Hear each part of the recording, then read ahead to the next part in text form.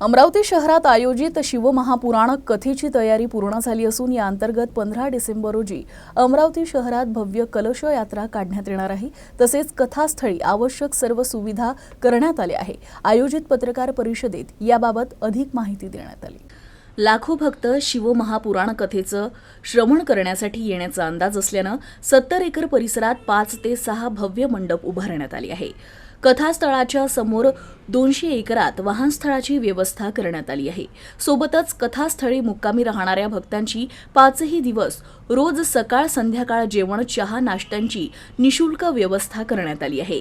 ज्या मुख्य मंचावरून पंडित मिश्रा कथा वाचन करतील तो मंच 8 बाय 40 फूट असून 8 फूट उंच राहणार आहे। त्यामुळे महाराजांचं सहज दर्शन भाविकांना होणार आहे।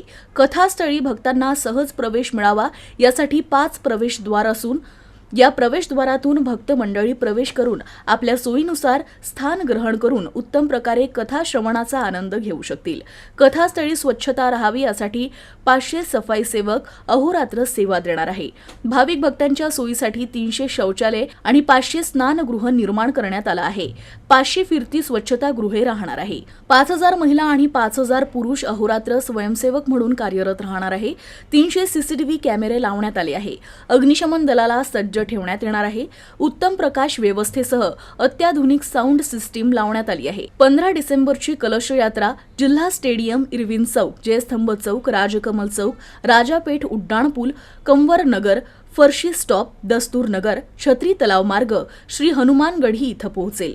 पत्रकार परिषदेला राणा दाम्पत्यांसह पोलीस आयुक्त नवीन चंद्र रेड्डी, चंद्रकुमार जाजोदिया आणि वेगवेगळ्या समित्यांचे प्रमुख हजर होते।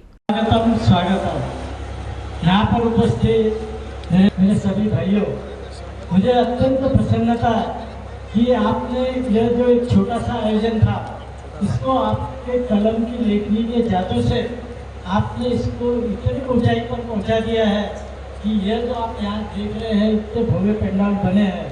क्योंकि कुछ माध्यम धन्यवाद देना चाहूँगा कि आप लोगों ने 1-2 लोग छोड़ दिए जाए, इन्होंने सबके सब 99% लोगों ने इतना सुंदर, इतनी अच्छी प्रसिद्धि दी है और इतना बढ़िया माहौल आपने तैयार कर दिया है शहर में कि मैं समझता हूँ हिंदुस्तान के हर कोने से यहाँ पे लोग आके हर घर में रुके हैं।